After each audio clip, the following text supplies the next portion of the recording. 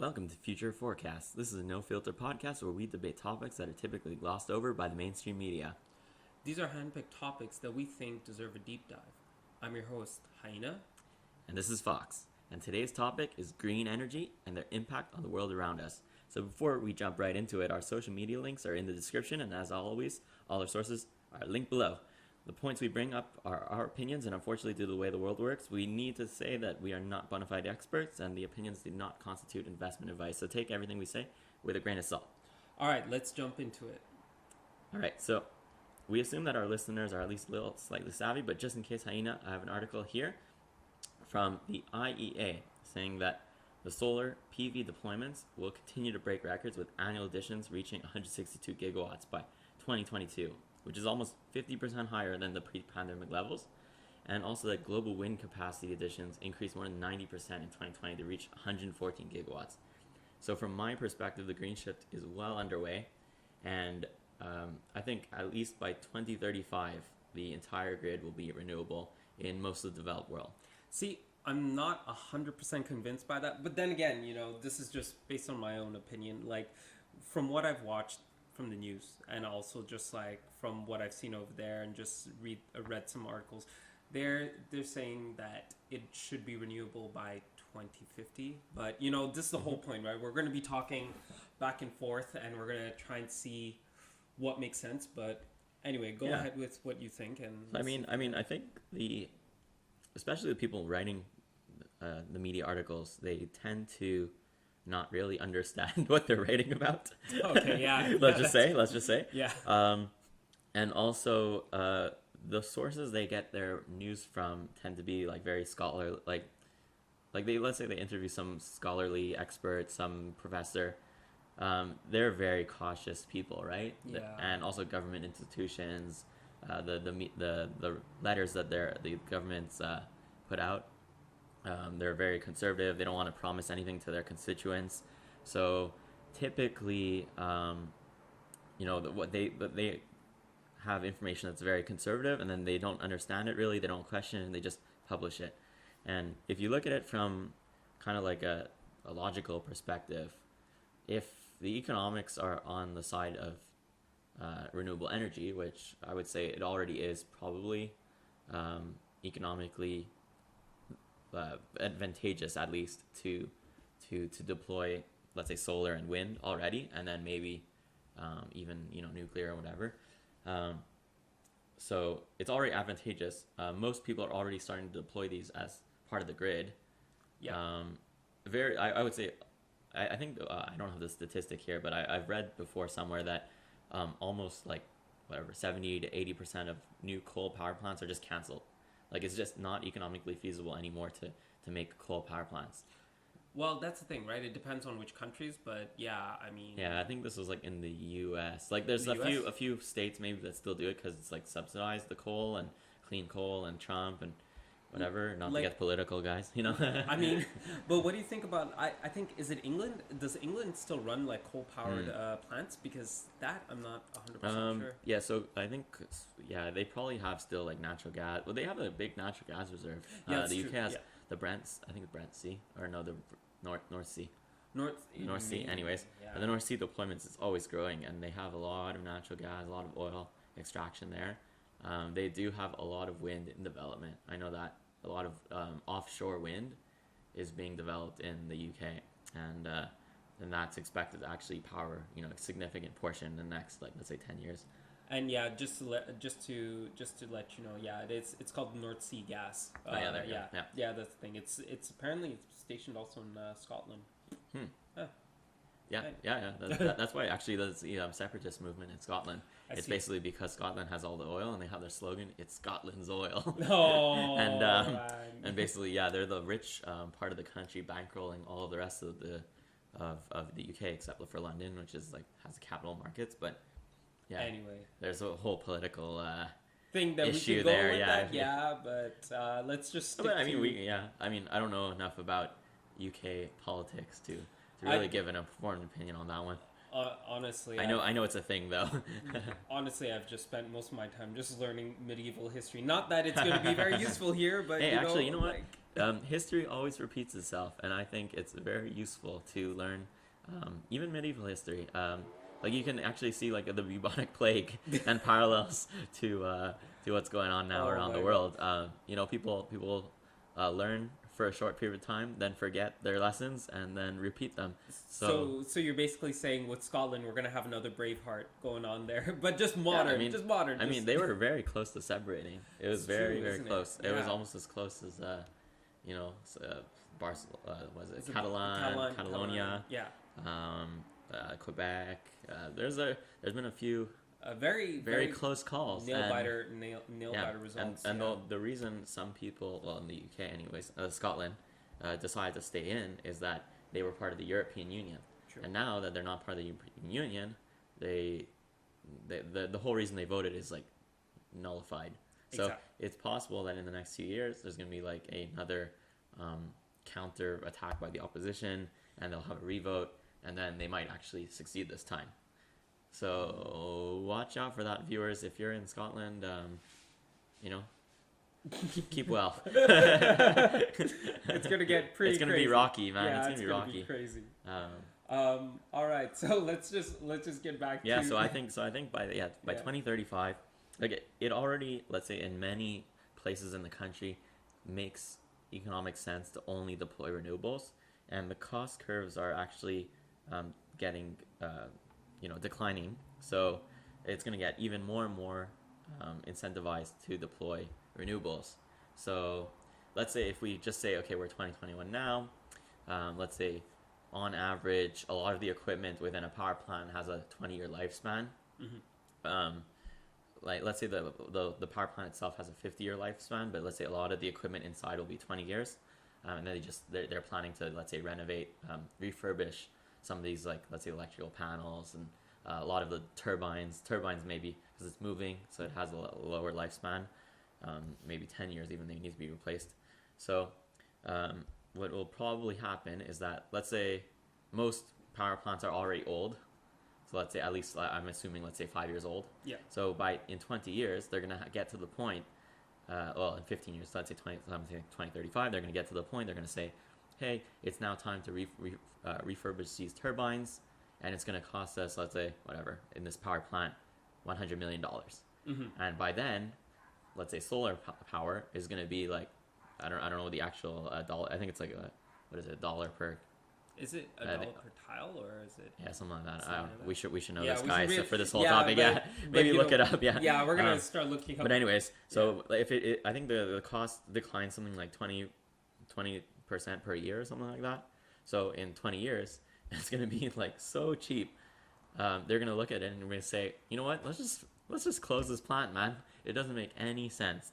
And so you'll probably get to the point where they're even going to be closing plants down. They probably are already closing down plants right now. And so yeah, just to let you know, I don't know if this is what we should mention, but yeah, at the moment, like let's say solar installation costs. Yeah, installation costs for solar power in Canada, and anyway, it's kind of like $3.01 per watt, or about 22,000 per what is it for a 7.5 kilowatt system. But anyway, yeah, okay, that's really good. So let's say $3 a watt, and it goes down by, I don't know, we can even do quick maths, man, like 30, let's say 20% per year. Then in 15 years, what are we looking at here? I'm really terrible on math. You're gonna have to All right, do give this me part. a second if you want to. But yeah, so while you're doing that, like I do have a question to ask you, or like your thoughts anyway at some point. So what I'm thinking is, what do you think will be the most predominant renewable energy that's going to be used? Yep. Okay. So just hang on Yeah, that. yeah. So basically, let's say in 10 years, if you say 20% decline per year, you're looking at around a 10 times decline in the cost. So around 30 cents installation cost. So okay, like imagine 10 times cheaper. Like it'll I think it'll be. So what? And that's in 10 years, right? So if you say that right now, It's renewables are almost cost, let's say they're 20% higher or whatever metric you want to say, even it's double priced to do solar right now than coal or something, then, by middle of the decade, it'll be cheaper. And then by the end of the decade, it'll be way, way cheaper. So let's say it takes 5 years to build new power plants or something with a regulatory approval, construction, whatever, design. So yeah, by 2035, every new power plant will be a new renewable energy Exactly. source. But yeah, back to that. It's just like for renewable energy sources, like what do you think will be the most predominant? Like, do you think is it going to be like solar for the most part? Is it going to be wind turbine, or maybe it might be a collection of all three? But which one do you think is the most predominant one? So I think it'll be predominantly solar. Like if you look at all life on Earth, it's basically just solar driven if you think about it, right? Like plants and algae and bacteria, they ingest solar radiation and transform that into fuel, basically to fuel themselves, and we eventually eat the plants and whatever. I mean, there's still air, and there's still... Yeah, but even if you, I think, well, I'm not a meteorologist, guys. If you look at wind, it's technically just the heat from the sun influencing like the air, and then causing like a low and high pressure system, and causing the air to circulate. I think I'm not sure if it has anything to do with the rotation of the Earth, guys. Like honestly, someone who's listening to this could correct. Yeah, they're gonna be like, it's the rotation of the Earth. Then no, I don't know.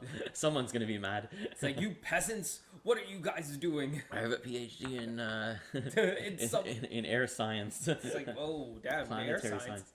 Damn, man, smart people. But but I think even let's say like ocean currents, it's like the difference of temperature gradients in the ocean, because the warm water at the top of the ocean falls and then creates kind of like this conveyor belt, right? Right. Okay. So like at the end of the day, it's all back to the sun, which is in itself a nuclear energy source.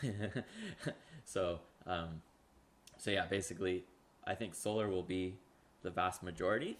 I think it's because it's also the easiest to maintain, right? You just kind of leave it there and maybe clean the tiles once in a while, right? The panels, yeah. Yeah. So, but the thing is that in terms of density, the wind, like the footprint of wind and the amount of power it could provide is pretty high, and also a bit more consistent. So yeah, it'll be, let's say, and also at night, you typically don't use as much power, right? You're sleeping. So when solar is at the least effective is when you need less energy, right? Yeah, exactly. So yeah, I think it'll be majority, let's say like 60% PV with some storage of some sort. Yeah. And then maybe, like 30% wind, and then 10%, maybe nuclear, hydro, where you can get hydrogen. geo. Well, there could be still hydrogen. I mean, it's just because like while we're I think hydrogen will be a good storage medium. Hydrogen could be right now they're storing, like if you need to store solar power, you store it in batteries, right? Right. Yeah. And speaking from experience, these are like for a megawatt, let's say, you're talking about like a whole room of batteries, even with today's current technology, and they're very expensive. Let's say for a megawatt, you're gonna look at, let's say, like $300,000 of batteries. Oh wow! And that's only to give you around 10 minutes of battery life. $300,000. So yeah, like it might be that it'll be cheaper to just pump like hydrogen and then release it when you need it, and then so that will be the storage mechanism, because you can have on land these giant like sphere tanks, and or even on the ports, usually there's these giant tanks that hold the gas, like the natural gas, and maybe if you don't need natural gas anymore, you can convert it, and you'll just have these facilities that kind of push back, store in the day. They build up capacity, in the night they like lower down, they start ramping and flooding energy back into the grid. So maybe something like that. But or the offhand is that battery technology will get so good that it'll actually be better than hydrogen storage.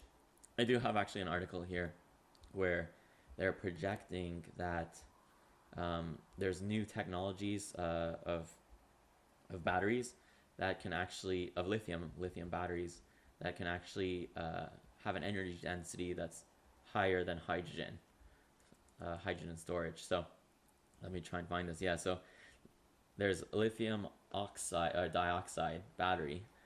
So the theoretical specific energy of this battery is around 3,500 watt hours per kilogram. So that's I think that's higher than what's it called, hydrogen. So Well, also think about it this way. It's just what what will make hydrogen to to start off with, what are the medium to create hydrogen? Because from what I've read and from what I understand anyway, it's that it's energy intensive to even create that separation to be able to create hydrogen to begin with. You need to put quite a lot of energy into it. So yeah, I mean, I don't know if I have the exact statistic here in front of me, but it actually is a fairly efficient process. I would say, yeah. all things considered, there are losses along the entire chain. Like storing it, you lose energy from cold leaching out. There's the pumps that have an efficiency loss, the pipes, the pressure differentials. The whole chain has a bit of loss, but it's actually it's fairly efficient for an entire system. People don't realize how inefficient the world around them is. Everything is a loss source. I mean, as far as I understand, from some of the things that I took notes of, it's just that it's about 843 metric tons of CO2 for hydrogen production a year. That's one thing that I was reading about. But it depends on the level of hydrogen production, because what they've mentioned is there's brown hydrogen, gray hydrogen, blue hydrogen, and then green hydrogen. These are different colors. I don't know much about this. I'm not really much of a science person, but I mean, from what I get, it's just that at the moment, about, let's say, 41.9% of that hydrogen is produced by natural gas, 16 by coal, and 40.9% made by fossil fuels, which is pretty intense, I find. So the idea of green hydrogen, it's still on its way, but I mean, yeah, I think green hydrogen just means that it's the power that's being used to perform that conversion is from a renewable source, wind turbine or something. Yes, exactly. Of course, yeah. So I think eventually we just say that everything, we're gonna assume that if we assume that all energy will eventually be green, we assume therefore it necessarily means that all hydrogen will be green, green hydrogen. But what a lot of people have mentioned is that it's resource intensive to make hydrogen, but when you think about it in one way, it's kind of like, if this is being made by green hydrogen, which if it's being created by wind, let's say wind source or a solar power source, then I mean, there's nothing wrong with it, the way that I say it, because this is just pure green energy. You're not doing anything wrong. In fact, you're just creating a different way. Maybe it might not be as efficient, but I don't think that that's a bad idea. What do you think? Okay. What I mean is, I don't think it's a bad idea to produce hydrogen using these different forms of green energy, as opposed to everything else, because a lot of people are against it, because they're like, oh, you're wasting so much energy to create hydrogen when you could be using this energy in a different way. But yeah, I mean, my response to that is that economics will prevail.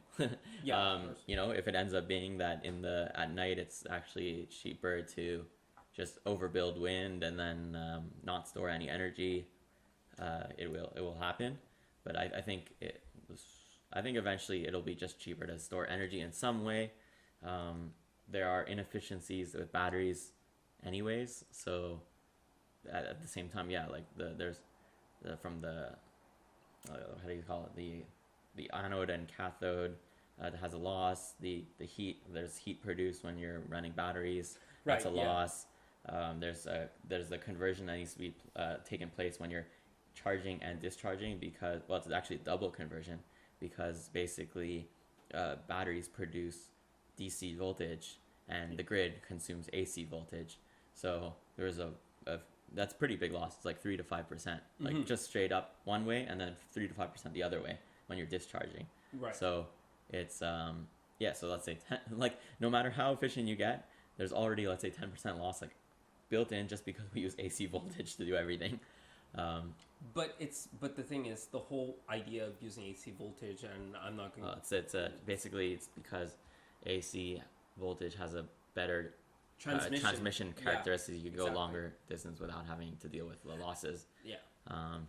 Yeah. There's a whole bunch of reasons for it. Yeah, exactly. But yeah, so I mean, so I would say to that we will have to store energy somehow. Probably hydrogen might be a good candidate. Okay. And when we'll see, I guess. Yeah, that's we'll see, the thing. because I think it's not any worse as a storage medium than batteries right now. So we'll see how batteries evolve and how hydrogen sources evolve. And yeah, actually we can talk about battery technology advancements, but sure. Yeah, so I mean, I would definitely invest into battery manufacturing. Batteries are going to be everywhere, especially if you need to put them on a car and a boat and a plane and everywhere. Basically good kind of, it's probably like CATL, CATL, LG, BYD, the Chinese company, Panasonic, Japanese company. There's like a lot of competitors, and they're all coming out with their own kind of technology. And actually, I think, and I have a paper somewhere, but basically there's like more papers being written for new battery technologies like every year on year for the last like 10 years. So there's more and more research being done, and more possible. Yeah, here actually, last 20 years there's been 170,000 papers published. Wait, what? 170,000 papers just on new developments of various kinds of batteries. Okay. And so like there's all kinds of new technologies. Like there's lithium, sodium. There's like compounds with zinc, aluminum, potassium, lithium, sodium, lithium dioxide. There's like all kinds, and maybe some of them are probably better at some applications than others. Depends what kind of characteristic you need. If you need like fast charging, you need slow decaying. So it might be that you'll see a whole bunch of different ones in use at any given moment. But yeah, if you look at actually in the next graph, you see how batteries are actually following like a pretty linear growth curve in amp hours per every year. There's a 0.12 amp hour per year growth in the capacity of cylindrical cells. So we can actually project fairly consistently what we're actually going to see. It's actually around a doubling from 2010 to 2030 in the capacity of batteries. Right. So let's say we're halfway. Let's say a Tesla built in 2010. What was the range? Like 200 kilometers. I think it was something. Yeah, it was about like 200 kilometers. Something. It must have been a bit more, maybe. Yeah. But yeah, let's say it'll be easily double, right? And that model. But I mean, it's not good. That's not a good way to say it, because they've also probably like they've put more batteries in the same footprint, and they've found more areas and more space to put the batteries. They put in the chassis. They've found ways to it. retrofit. They've found ways to retrofit the car and the battery to put things together. But I think if I understand correctly, that was with the Roadster. I think with the Tesla Roadster. Yeah, exactly. They've also I mean, there's whole reasons why. Like their software is a bit more efficient. Their motors are a bit more efficient. There's a whole the magnets, everything, superconducting magnets and stuff like that. So there's a whole bunch of reasons. Yeah. Thank you for the coffee. So while we're doing this, we often drink quite a lot of coffee. So I think I'm on my fifth cup today. This is something like that. So coffee is basically runs in our blood. Fuels the imagination. Fuels the imagination. It's a black liquid gold, one of two. The other one being oil. I think it's actually this is a tangent, guys. This is a tangent, yeah. But I think there's like a statistic where like coffee is actually worth more per weight than gold. I mean, and What? gold and I think oil. Yeah, oil and Really? gold. Yeah, if you Okay. actually like calculate like, how heavy is a cappuccino from Starbucks, right? Like, oh, okay, it weighs like I don't know, 300 grams or something, right? And it's like worth like $6 or whatever it is. So What? so if you actually think about it, per pound, it's actually one of the most expensive materials in the world. Anyways, it's pretty funny that, and so actually, yeah, it's one of the two black gold liquid golds on the world is coffee, It's and amazing. it's also the most widely consumed legal drug. That is That is true. also a true, and yeah, it's also the beverage of choice for much of the world. Like, I think on average, let's say, I think in like the Netherlands or something, they like the average person consumes like 5 cups of coffee a day or something, something crazy like that. I don't know how they do that, but yeah, there's all kinds. That could be a topic in itself. Is the economics of coffee, and how we've gotten to this point. So basically, 3 cups per day. 3 cups per day. It's Three still cups. pretty good. That's an average, right? So that means there's people above the average, or there's people under, obviously. But 5 cups a day is a lot of. There's a vast majority. Well, not majority, but a vast number of people in that country consuming 5 or more cups of coffee a day. Let's say if you do a Six Sigma analysis. So yeah, that's a nice tangent, but Back to back the to topic. renewable energies. Yeah. So, so where do we want to go from this? So basically, batteries. There's a lot of innovation happening, a lot of papers being published, a lot of funding going into the next batteries. There's lots of different technologies available. The problem is that a lot of these take really rare, like rare earth metals. So actually, guys, invest in rare earth metals. It's rare, like the name suggests, it's rare. So that's one of the problems, right? It's rare. It's hard to obtain these rare earth metals because the process is very dirty in most cases. You need to like create this, like, they call it brine, but it's really like a sludge, man. That's Really? a better name for it because the brine sounds too nice. It's like pickles. Yeah, brining. Yeah. Yeah, but yeah, it's like this like toxic brine that you can't really, you know, sift through very well, and then you have to refine it, and then you could use it for these batteries. And the manufacturing process is very costly, and it doesn't scale well. So that's mostly the problem, is that they can't manufacture these batteries at scale economically. And once they figure that out with new, catalyst processes and things like that, then eventually we'll have these. But these are 20-year-old technologies. They've been researching them for 20 years. And they know that the energy density is there. Like it's a proven technology. It's just the manufacturing is the part that's the hard part. So, like I think we'll get there eventually, and we'll see, man. We'll see which technology gains traction, and for which application. Well, that's the thing. When it comes down to application, and I'm Actually- gonna dial this back to hydrogen just for a quick minute. The thing is, I believe personally, hydrogen is going to be something that's going to be used for the industrial sector, and I think we may have talked about this. I'm not quite sure, but if I understand correctly, hydrogen is most likely going to be used for, like, freight shipping, possibly airplanes, stuff Yeah. like that. Stuff where it's not going to be used by or even like tankers and containers, shipping containers. Because the thing is that to me anyway, I don't think it's going to be used by the public consumer due to the enormity of costs, infrastructure, setup, and whatnot. So I mean, Yeah, I mean, so I think there already is technology demonstrators for airplanes, where hydrogen powers the vehicle, so it does work. However, I don't know if it'll ever really gain traction. Maybe there'll be some niche application for it, where you need to, like, I don't know, fly for extended periods of time or something like that, for like reconnaissance aircraft for the military, for example. But even then, there's solar planes that can actually fly indefinitely that they've been testing. So so indefinite flying. Like, but there's a whole host of problems of carrying hydrogen with you pressurized while in the air.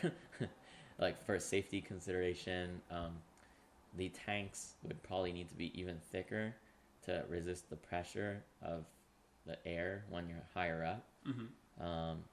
So there's interesting considerations where I don't think it'll eventually be viable. I think for boats, it's the most likely candidate because they've tested a boat where you can they put solar panels on the top of the cargo ship, and that performs the electrolysis, and it's relatively efficient process to transform seawater into usable hydrogen.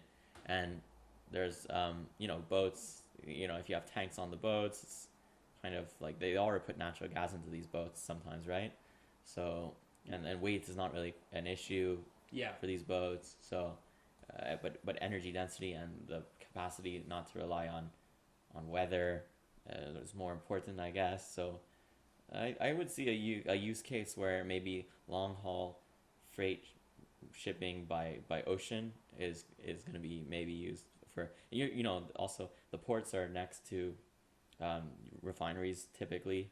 If you look at a lot of cities, so it's easy to convert these into hydrogen storage facilities where they pump the hydrogen. They take up water from the ocean or the port, which is next to the water, and convert it and then pump it back into the ship, and then the ship can drive off, and then it only needs half of the energy because it could get hydrogen itself from the water as it travels. So it needs even less fuel. So I think that is a possibility. I think maybe there'll be like some stopgap where you see hydrogen trucks for a short while because it could be refilled very quickly. So maybe truck stops might have some hydrogen station. But I think eventually all land-based transport will be battery-based, just because of like the safety and you don't have to deal with pressurized tanks. And so when you say land-based, do you mean like industrial, or do you mean consumer? I mean, yeah. Because What do you mean by like industrial, like industrial processing? Or no. What I mean is, so what I mean is like, is it going to be industrial? Meaning, is this going to be done by transporting companies like transportation, or is this more like it's for consumers and end users? Oh no, I mean like the truck itself will run off of hydrogen. Okay, yeah. And then you'll see like a lot of mines right now like work off of natural gas and diesel. So they actually have to get shipments of diesel and natural, because obviously it's not really that feasible to make a power plant right next to the whatever. I mean it is a power plant. It just runs off of natural gas. So they have to ship in trucks of natural gas. So maybe for mines and things like that, you might see it based off of hydrogen, where they just have water, so maybe some solar, and it just creates the hydrogen, and they get extra shipments of hydrogen by truck or something like that. So anything off grid, you might see like the building itself use hydrogen as a. But what I find interesting is, I mean, and you could correct me if I'm wrong, but I think hydrogen is the most expensive infrastructure to build in comparison to solar and wind turbine. And let's not get started with tidal waves, but I mean we could bring that up later on. But I think so. I think hydrogen is the most expensive. Yeah, it probably is, because anytime you start having to lay down pipes and things under pressure, it becomes a problem. Basically, you need skilled trades, you need special bushings, you need special fittings, you need special materials, you need thicker materials. Like it just complicates everything when you're dealing with things at high pressure. So yeah, I would say that is probably accurate just from my gut feeling. Yeah. Okay. Yeah. But yeah, so I mean, like wind is gonna be a pretty big player. Like I said, like 20 to 30%, I would say, of the market. Wind is, typically more consistent, especially if you're putting it out to sea. So I think you'll actually see more offshore-based wind farms in the next few years. So right now, a lot of the wind has been onshore. You see sometimes like you're driving by and you see like near a farm, you see a wind turbine. But the problem is that like a lot of people are against it for some reason. All the NIMBY, not in my backyard people. It makes a lot of noise. It kills migratory birds sometimes. I think they've mostly worked that out though with like how they color the turbine. I think they found out that white turbines are actually the ones that the birds impact the least, which is actually kind of interesting because you would have thought it would be like a green one or something, but I guess they think it's a tree and they fly right into it. But back at that, yeah, like certain cities they've implemented quite a lot. One of them is I think Nyborg. It's a city in Denmark. They like while I was passing by there, it's just like all you see is like on the shore, not on the shores, but just on the level of the sea. It's like you get to see a ton of these wind turbines being set up, and I'm like, whoa, astonished about the amount of wind turbines that are being created, at least in that area. I haven't really looked at other countries really. I mean, Germany has quite a lot in there on land, whereas in Denmark it's all on sea. So Yeah, I mean, like I have an article here. It says the cost of offshore wind is falling steeply, and they project that it'll keep doing so. And so the reason for they're saying that that offshore will take off is it has a higher and steadier wind speed, and especially in deeper waters, and basically the floating wind turbines basically could be utility scale because you can have like giant ones. There's no really, like in urban areas, there's footprint considerations. There's considerations for noise. Well, mostly noise. Mostly Even noise. there's restrictions on height of buildings Yes. and stuff like that. So they need like special permits for this. So in open waters, nobody cares, and the only problem that they've had in the previous past is that maintaining it means you need to like either fly a helicopter out there or a boat, so that's like annoying, and also you need subsea cabling, HV or HV, basically subsea cabling. Okay. So connecting it becomes kind of like a challenge. You can't just trench a little cable or put it in the air. You have to literally like put it underwater. Yeah. And so that's kind of annoying. But they're saying, they're coming up with new technologies on how to lay these cables, and then they say, okay, well, eventually it'll be as good, or if not better, than the land-based wind farms. Well, we'll see. Like, it does solve some problems. I think there'll be a combination, obviously, like of some areas designated for land-based turbines, and then that people are not really that close to, and then some water onshore-based one, offshore, I mean.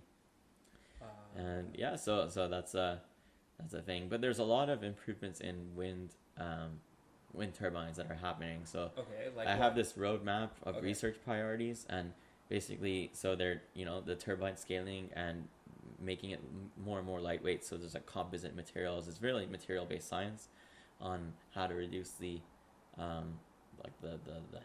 the weight and the thickness of these materials. Also, the manufacturing. They're saying they're looking into new technologies on how to manufacture them like more efficiently. There are also a lot of investment into atmospherics and oceanographic science, so better mapping of where there's the most wind. And before, I don't think the maps were that detailed on places that nobody cared about. Like you need a station there to monitor the wind, and then nobody really went out there to really measure it, because it was in the middle of nowhere, and so nobody cared and nobody had a map. But now they're seeing like all these like LiDAR-based, radar-based satellite maps that are very accurate, that they're using to upload all this data to find the best spot for the most wind. And so you're seeing that yields for wind power are actually increasing that way. And also they're designing it better, so that they're reducing the operation and maintenance, and they're finding, like I said, with the white paint and everything like that, like ways to lower the impact on wildlife. And the blade design, actually, they're finding like with micro fine-tuning of the blade, they can actually like lower the vortexes at the ends of the fins, and therefore they can lower the amount of decibels of sound they produce. Like, it's the same thing with planes. I think they're actually doing the similar things with the with some of these like wind vortexes. But basically, yeah, it's like crazy material science where there's like 3D AutoCAD mapping, and they can lower the sound generated. Right. Because right now they generate, like if you're close to a wind turbine, it's really loud. It's like a jet engine almost. Oh, really? That's yeah, how much it's like, decibels. I think it's like 70, 80. 70, yeah, it's yeah. about 75 for a jet engine. Yeah, something like that. Damn. So it's super loud. You have to wear your hearing protection. But yeah, so if they can lower this down, people will be more open to having it. And yeah, I mean, there's lots of improvements going on in all these sectors. So yeah, so that's and also yeah, one of the challenges actually of transportation of the pieces. So I've had to do a lot of transportation of like oversized loads, and it's not that easy. Like a lot of planning goes in. They have to take very specific routes because these blades. Well, I haven't done blade blade shipping, but you know other oversized pieces, right? Yeah. Like literally, the problem is like literally the roads are not wide enough in some spots to make the turns, and you can't even get your piece to where you need it to go. So literally sometimes you say, okay, I'm going to put a power plant, like a wind plant in this area. Well, like guess what? You need to like upgrade the entire road for like 300 kilometers because you just can't make the turns, or the roads are not wide enough. Yeah, they're not wide enough to keep the components to transport the components. Yeah. So that's like it becomes a giant problem. Yeah. And they have to like develop their special trucks that bring these wind turbines because they're so long and they have to like swivel. Have you ever seen them? No. Oh, look it up. Like it's like a truck that can swivel the blades as it's moving so that they can actually lower the radius of the turn. So you're talking about the transportation vehicle of the wind turbine, yeah. Okay. Let's check that out. Here, let me see. Yeah. If you can find it, that would be cool. Yeah, let me. There you go. It's kind of cool. If anyone has a lot of time, it's very cool. You can literally here. So just holy yeah. So it's like basically this truck thing that it like puts the blade on a boom. Yeah. And it can like literally swivel it up to make the turn more manageable. But it's crazy, that thing. That is. Yeah. Jeez. Guys, look it up when you have time. You can have nice YouTube videos. And it's literally like even this type as well. It's like basically like the blade becomes the truck. Yeah. Like there's no truck. There's just a blade with wheels. Like it's pretty interesting, guys. I have to say. And so improvements like that, where there's like very smart people coming up with these very ingenious solutions on how to do this, and but the thing is that they have to manufacture this solution custom for it to work, and so it takes a bit longer for the technology to develop. So yeah, that's one of these things that's going on with wind turbines. Yeah. Oh yeah. But the other thing is that so you would scale that like at the moment it's going to be solar, wind, and then hydrogen, or well, I think hydrogen will be only for storage and then some generation in some like very specific cases of like off grid, or it's very hard to get to, or okay, then let me rephrase. It'll be for consumers. Okay, so even that's grid level, right? So yeah. I think it'll be it'll be solar, then wind, and then hydroelectric, and maybe like biofuels or tidal, like whatever. The last 10% will be maybe nuclear. Yeah. Like the last bit just to round it off. It off, yeah, exactly. So yeah, it's I mean like hydroelectric. If you want to talk about that, like I do think it is a pretty good source of energy.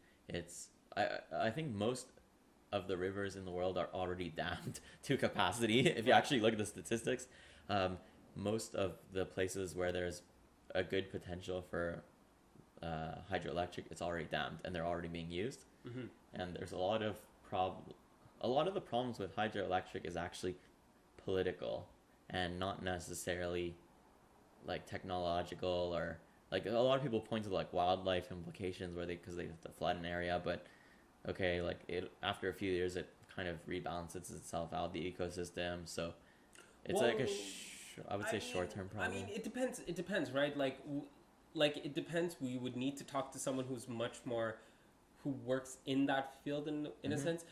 I mean, you're right. You're right about it. It's just like, yes, there are implications, and there will be changes to the ecosystem, and yes, it will rebalance itself. But while it's rebalancing itself, I guess there will be some losses here and there. But then again, we're looking. This is kind of like a necessary evil, right? It's just, if You're you just want, moving it from one place to another, right? yeah, exactly. But in this case, while you're moving it, yeah, some areas might get damaged, but I mean, there's still some greater good in this, right? You're doing this for the greater good in a way.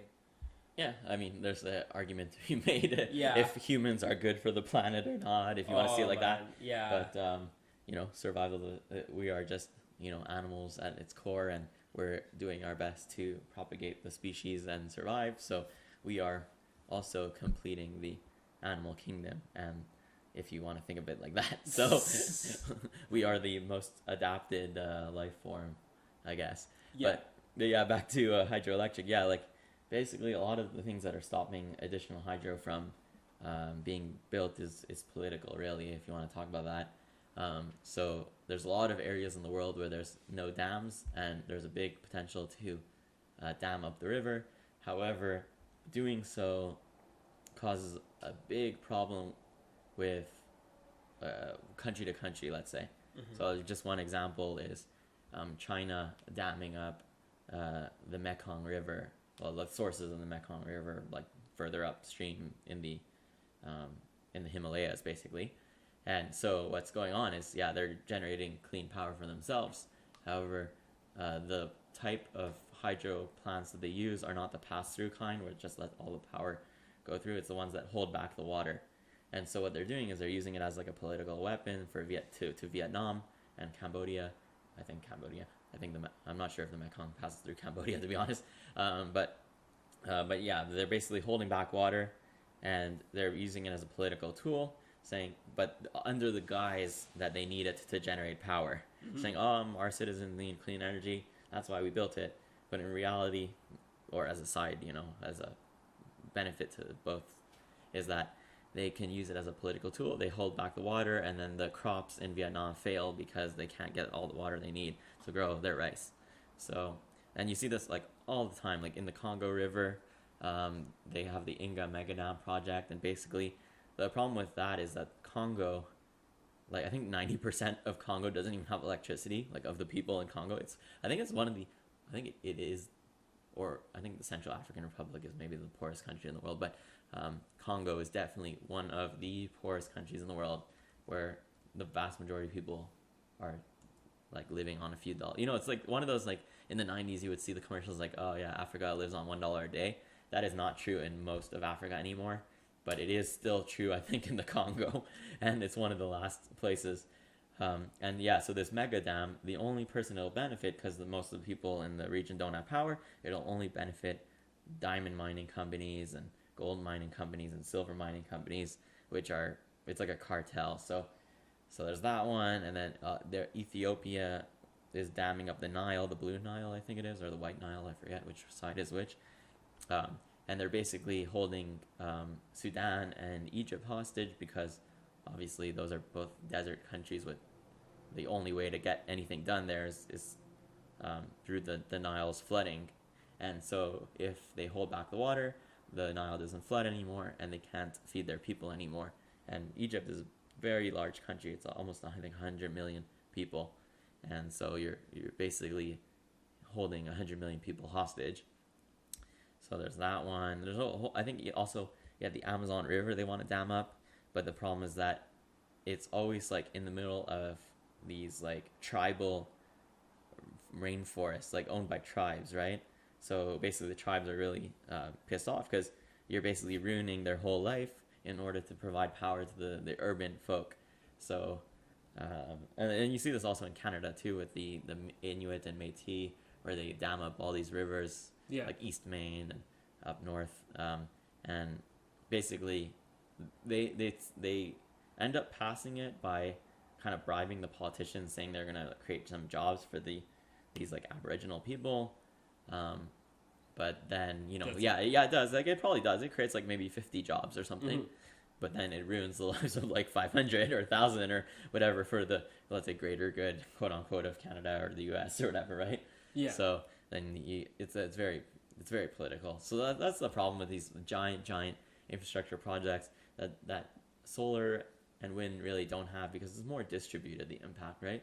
Like if you put solar panels in a field, how many people care? Maybe not that many. Like it does take up agricultural land in a lot of Yeah. cases.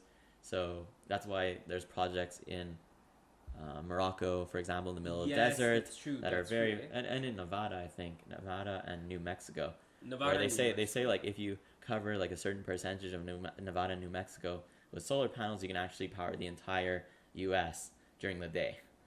Like I think it's like 9% of New Mexico being covered in solar panels or something is enough to power the entire U.S. during the day while there's sunlight available. Okay. So yeah, so you say, okay, well, if we cover that in solar panels, then we have enough, and it's not really affecting any agricultural land because it's the middle of nowhere.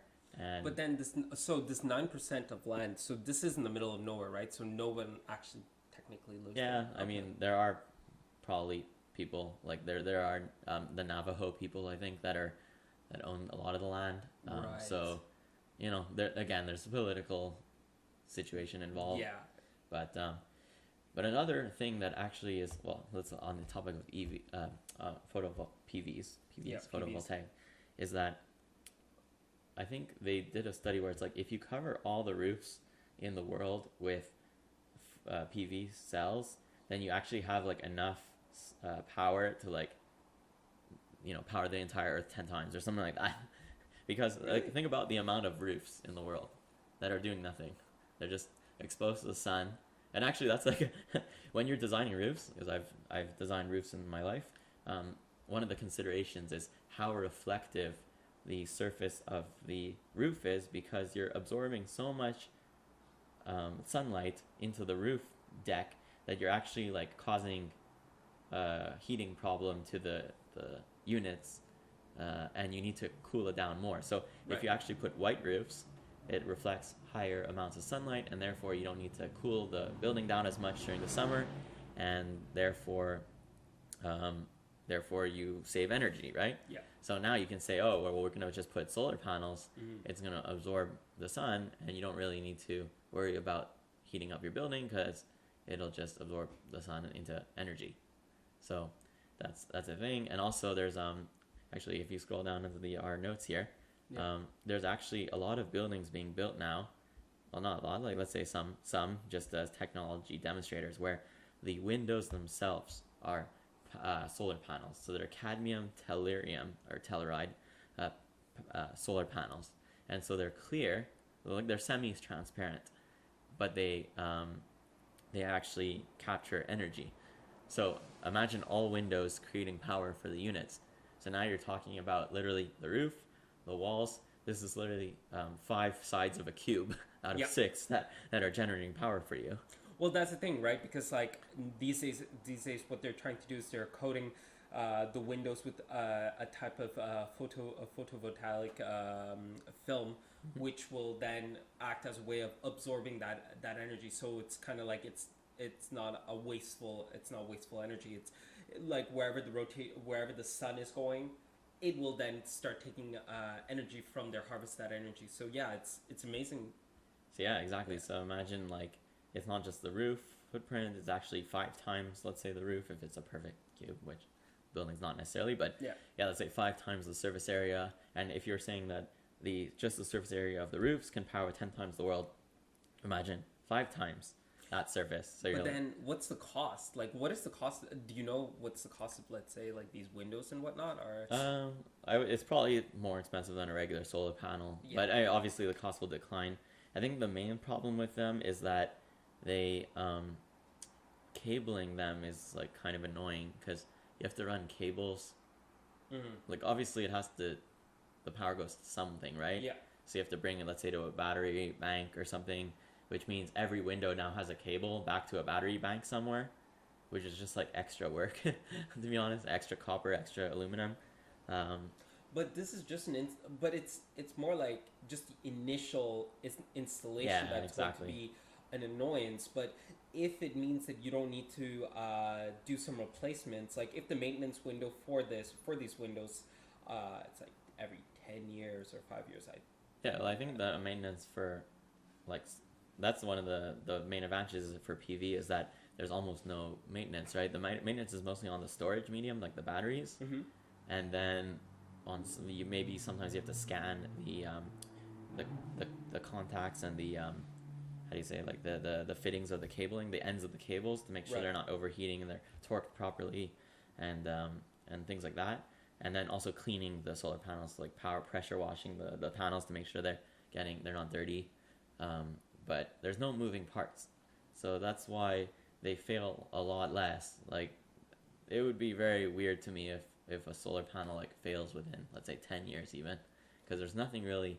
It's just transistor gates, right? Like, No, it is. But I guess what I'm thinking about is, like, how about countries where the climate is has extremes. So let's say Canada, for instance, they have extreme cold and sometimes they have extreme heat. Like, how would that affect these solar panels or the yeah. windows?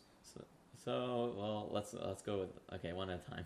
Yeah, one at a time, sure. So heating is a problem with solar panels.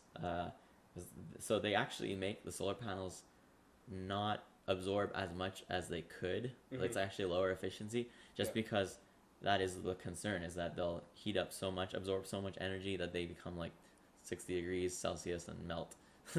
Yeah. So or whatever. So, but in for example, in Morocco, they're looking at putting a silver coating under the array, like under the PV. Okay. So the PV itself is a bit clear, and then under it is a silver substrate that reflects the rest of the energy that doesn't get absorbed. Mm-hmm. So then, first of all, it absorbs one way, it bounces, absorbs a second time into the PV cell, and then they focus it onto, let's say, a mirror or something it becomes a mirror, and they focus it onto some sort of, I don't know, heat, water source that they boil, and that turns a turbine. So that way you reduce the amount of heat absorbed, but then you're also increasing the efficiency of the cell because you're multiple times getting that PV gain, and then also using it to boil water, which can turn a turbine. So the efficiency is super, super high, and then your heat problem is mitigated. Right. Like, obviously this only works in certain areas because this is like the desert, but it's not like one shoe fits all kind of thing. But I mean, that's the thing that people shouldn't get disillusioned with, which is that, oh, this one solution can be the solution to all of our problems. It's more like it depends, situationally speaking, where it's going to be applied, right? So yeah, exactly. And you had a different point. Most of my points were just about, like, the extreme weather. Yeah, the extreme weather. Yeah. So yeah, let's say the snow, you said, right? So I think they have a type of PV that actually it still works somewhat. Let's say, like, I don't know, 5-10% efficiency even when covered with a certain amount of snow. So, and also, let's say what they do in these cold countries is they put a black substrate that absorbs more heat. So actually the sun radiation goes through the snow somewhat, it heats up this black substrate, and then melts the snow. So it's kind of like self-cleaning, I guess, if you want to call it. Like, yeah. Or what you do is you put like a heating cable, and then with a little battery, it just melts the snow during the day, and then that way you don't have to go up and clean it. But that's, like, obviously an energy loss for not that much gain. Yeah. So yeah, there are some, or you just send a guy to do it the old-fashioned way, with a shovel, But yeah, so there's that. They are creating solar panels with, like, like a Gorilla Glass kind of thing, like your phone, that can resist, let's say, like tornadoes or hail or hurricanes. Really? Okay. Yeah. So they know, like, if there's hail, it could break the glass. So yeah, they're making things like that. Oh, wow. Okay. So yeah, like you said, there's not one solution for everything, but there's definitely a lot of innovation in that sector, and it's becoming more and more. Even the solar panels now, they're not necessarily just stationary, right? A lot of times they're like on a swiveling bed that actually tracks the sun as it travels across the sky, and that way they always have a constant supply of energy at the most optimum angle. So that's another thing they've been implementing. Mm-hmm. So yeah, so lots of interesting developments. That's why I think it's probably going to be 60% of all energy. It's just easier to deploy. You can put it anywhere. It's easier to maintain. It's pretty cheap. It's very easy to scale. You don't have a few. The modules attached together in series, right? Right. So you just say, okay, I need one. Okay, put one. I need five. I put five. And you just daisy chain them up together to a controller, and you're done, right? As opposed to everything else, yeah, of course, this is the most. Yeah, I mean, if you have one turbine and you want to put wind turbine and you want to put a second one, it's like, well, good luck with that. yeah, depending on how big the turbine is, they have to be a certain distance apart, and there's regulations or respect to let migratory birds pass between them and stuff like that. And so, do you have really that much space on your own property? Even on your property, there's so many regulations at the municipal level. Yeah. They're not going to let you put up a wind turbine. I think, in a lot of places, let's say in Canada, that you can put maybe one that does max 2 kilowatts or something. It's a tiny, maybe 3 foot diameter, and that's it. And it's usually used to power little things on your farm. So yeah, it's all these Karens are going to be looking at it. They're going to be it's annoying, it's ugly, I don't want to see it from my backyard. But if it's a PV array on your roof, they're gonna be like, oh, it looks like a normal roof, or it looks ugly, but what can I do? It's not really bothering me. Yeah, maybe they'll come out with some pretty ones that are colored, a green colored one, a red colored one. Yeah, I don't know.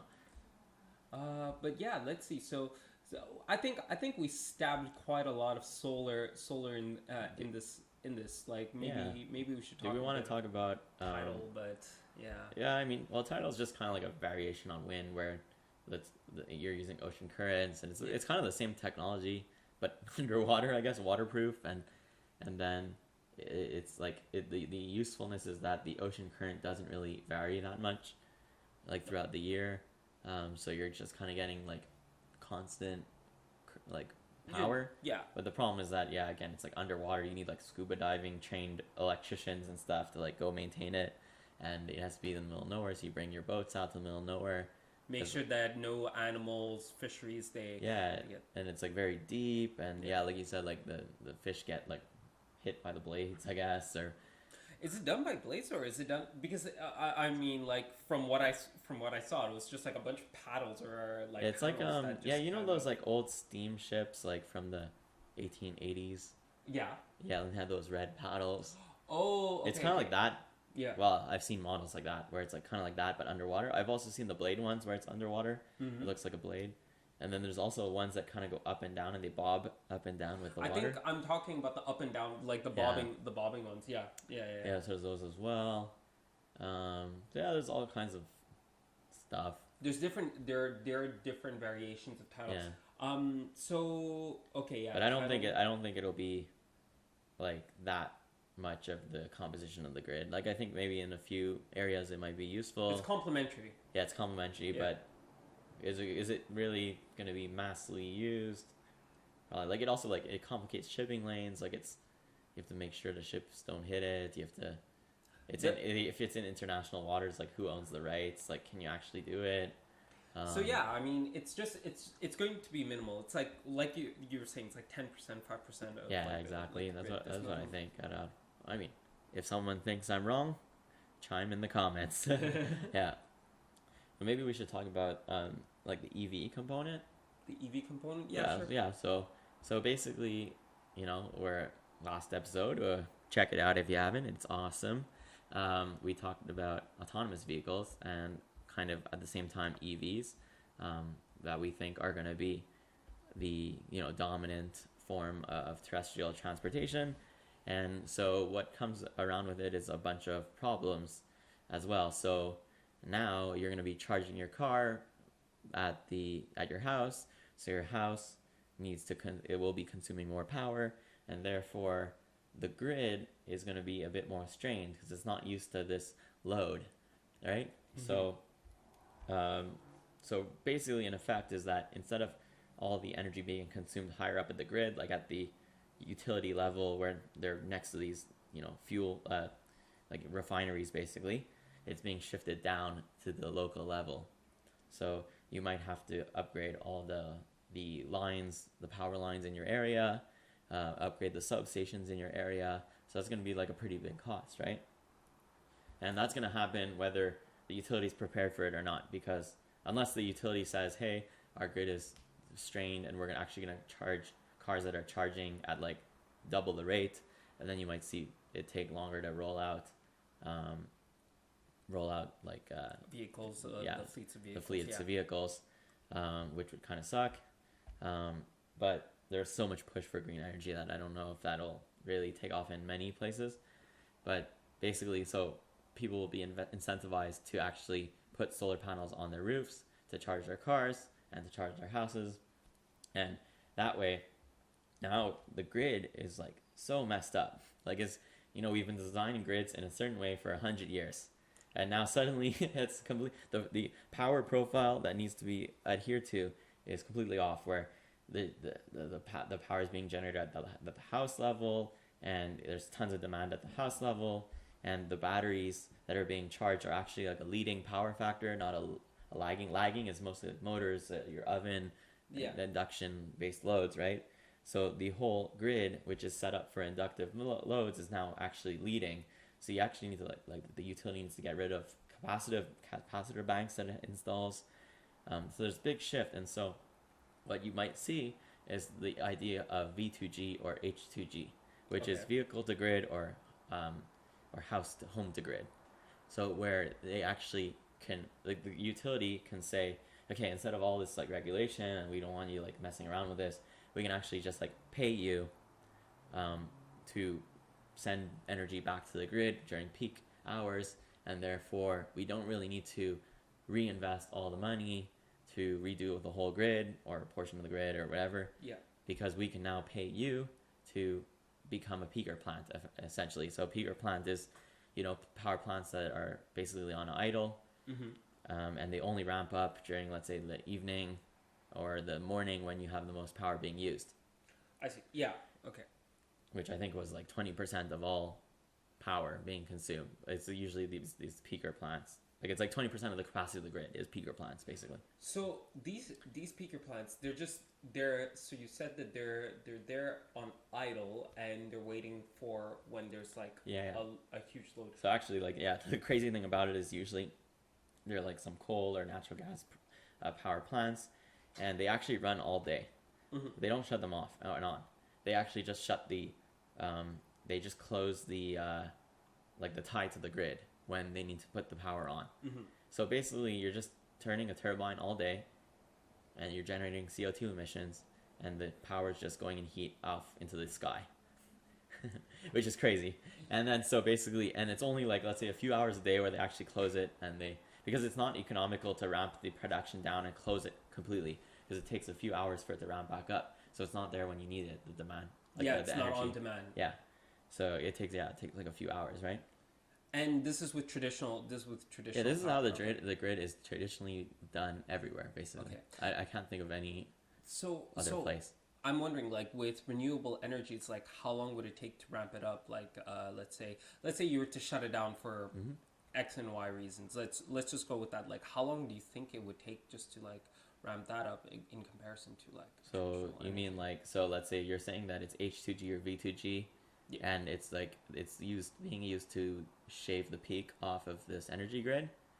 It's essentially immediately, because it's a battery. At that point, it's a distributed battery. Like you're creating all these batteries for these cars anyways, so you don't want to have to, because if the utility does it, they need to deploy all this new infrastructure of batteries. Well, it's already there. Like, and usually when you're using the most energy at home, you're not driving, obviously, because you're at home. Yeah, so, that's true. Yeah.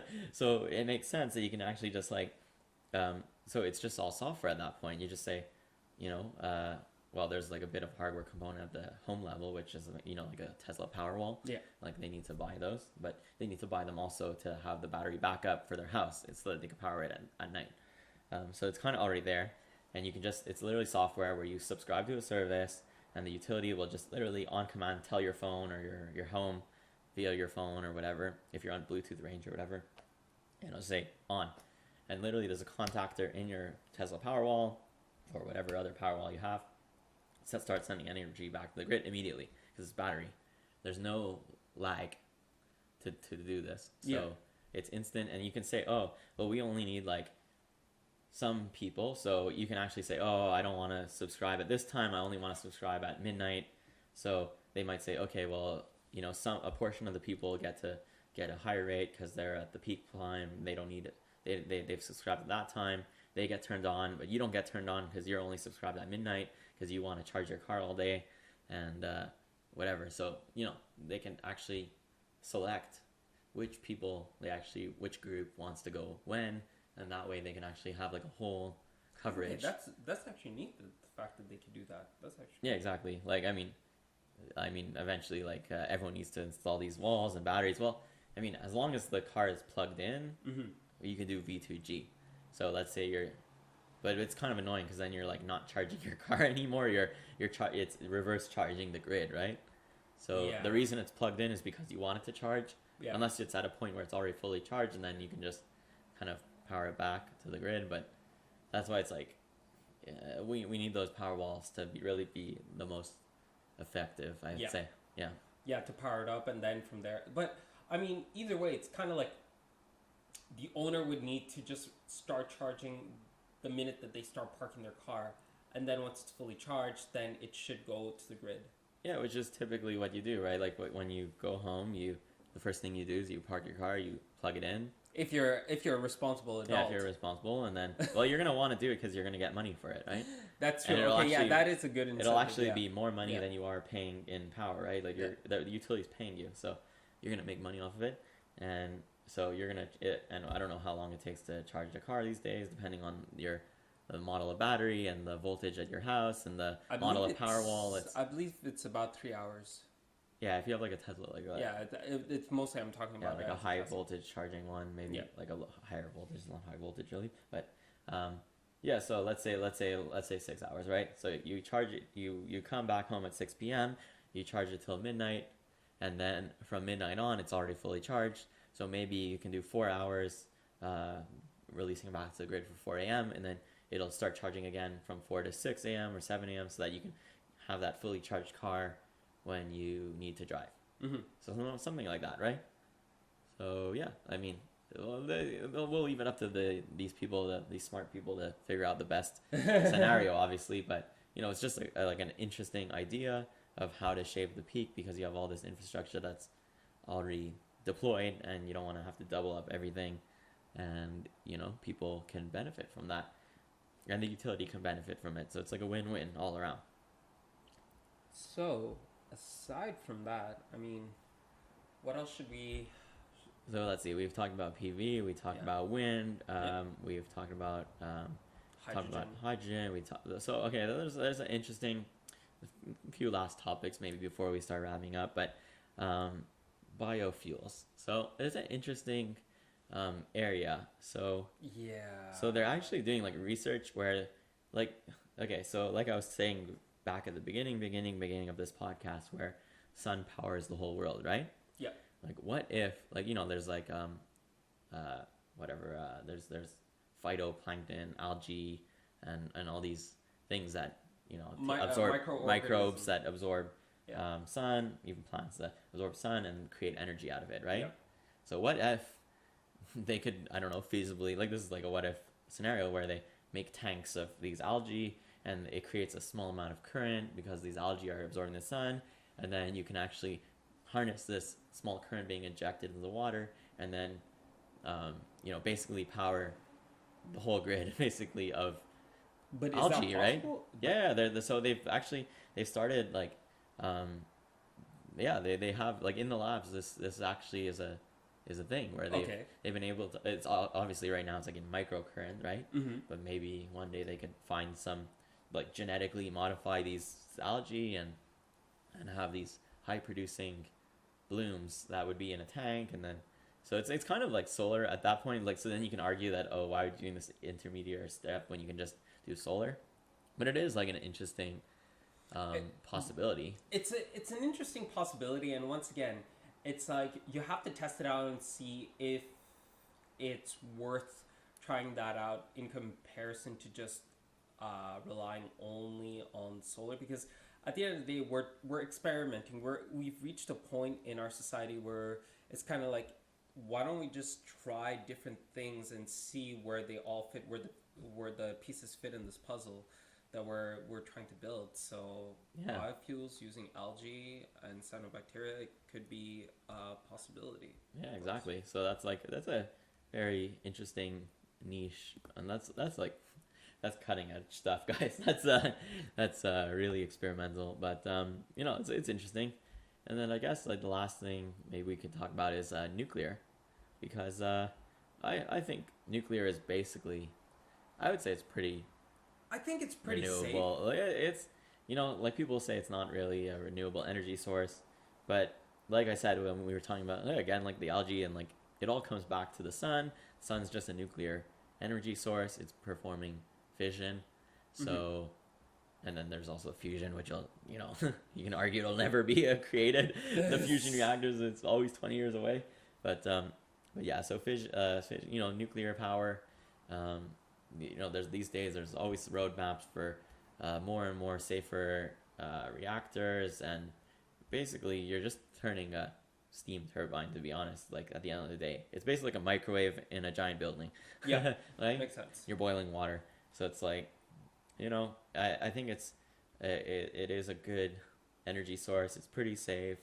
It's you know, they have new technology to dispose of the radioactive material that's generated by when they're fully decayed. Yeah, when they're fully decayed, yeah. And you know, they can actually repurpose it, or yeah, they could repurpose it. Okay. There are some uses for it, not that much, but there is, and then they can also I don't know, regenerate it. I don't remember the word for it. They could revitalize it. They could yeah, like you can I don't know, man. I'm thinking about like recharge. Yeah, it's basically like recharging it. Oh, man, there is a specific word for this, guys. Okay. But rehydrate. yeah, exactly. Something like that. Okay. Yeah, but apparently like, the yield is like lower the next time around, so you need a different type of power plant which like uses this. But maybe there would be like a life cycle chain where they keep propagating this lower grade fuel down and down and down until it's no more reusable. Then it gets sent into this like vault where it can just live out the rest of its life. But see, this is my question about this vault. Mm-hmm. Like, how much space is it taking, and like, at what point are we just going to be hoarding like all this useless waste? Yeah, like I mean, I guess if we end up powering like 100% of the energy grid, maybe then you might say there's like some sort of problem. But usually, what it is they just dig down into this like underground vault, and they store it in this like this stone concrete shaft, and like it's like nobody's under there, right? Like there's not, like literally they just drive out of the middle of nowhere. There's like a vault. They drill down like 300 feet. They put it down. Like there's nothing there. So you know, if you had put it under the basement of your building, 300 400 feet down, like 30 stories down, yeah, will you ever know? No. I mean, you I don't think we'll run out of space. Is basically the end idea. Yeah, right. Okay. No, it's just because I always thought that like it's true, if we were relying purely on nuclear energy, this would become a problem. But right now, this would be just complementary energy source, so its waste would maybe be negligible in terms of space usage. But then again, I'm also thinking like far ahead, like where, like if let's say we do run out of space, like what do we do with it? Do we just take like these like I had this crazy idea, do you just like grab all these tanks of useless waste, and you just like go board it on a rocket ship, and you just like shoot it out into the universe, because like well, we don't know where it's going. So yeah, I mean, I would not think that that's a good idea. First of all, you're sending a radioactive material into a rocket into space, and if it explodes, then it like shrapnel of radioactive material falls onto people below. So typically Scratch not that off. not a Yeah, good idea. it's But not- also like you don't really want to be sending too much material into space because Earth is like a closed system, right?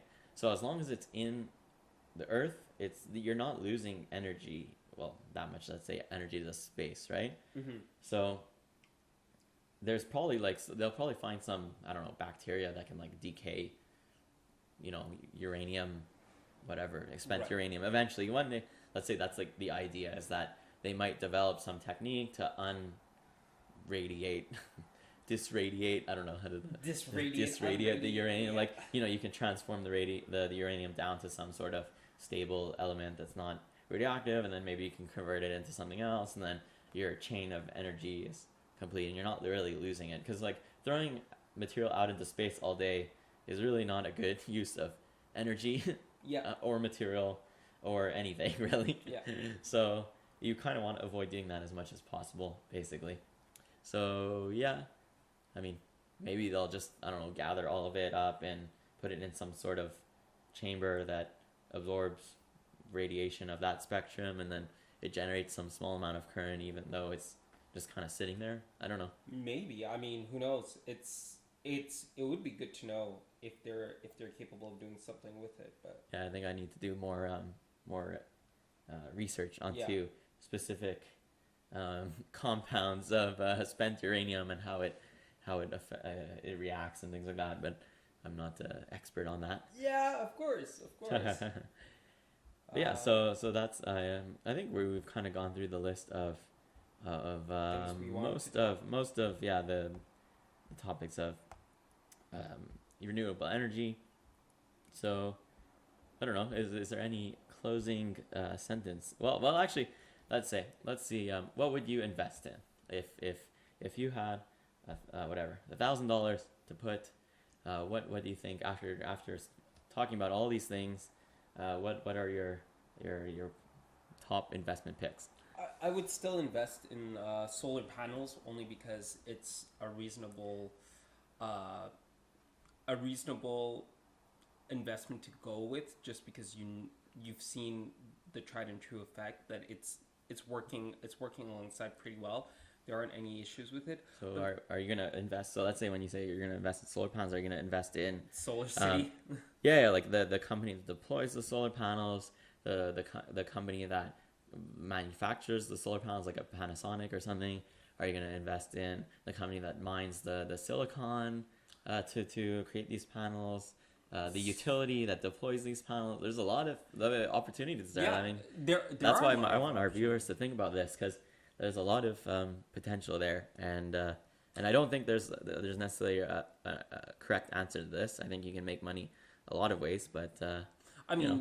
you can, but for me, I would think it's the companies that are mining it that makes the most sense. And let's say you wanted to invest in a company just for dividends, then I would say invest in a company that technically already has solar panels and they're already setting it up in places. Why? Because this is a business that, I mean, hopefully they do go with the idea of dividend investments, and then this way you get a bit of money with each return. Whereas if it's a mining company, I think that this would be a common share that you could just kind of invest in it, because it's probably not making as much money in the beginning. It's going to start rising up. It's going to follow trends. So these are two ways that you could think about it. Always find a company that has dividends, and then also spend a bit of money on a common share stock. So. Yeah, definitely. Yeah, I think I'm definitely a lower level on the chain investor. So yeah, like I would do battery manufacturing stocks.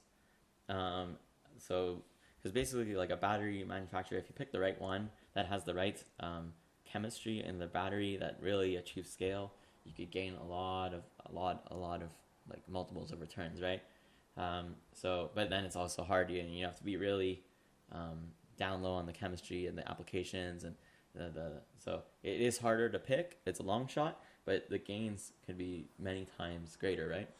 I would say investing in the mining company is like a much safer bet, because a lot of mines are going to be needed to fulfill the demand of the entire world.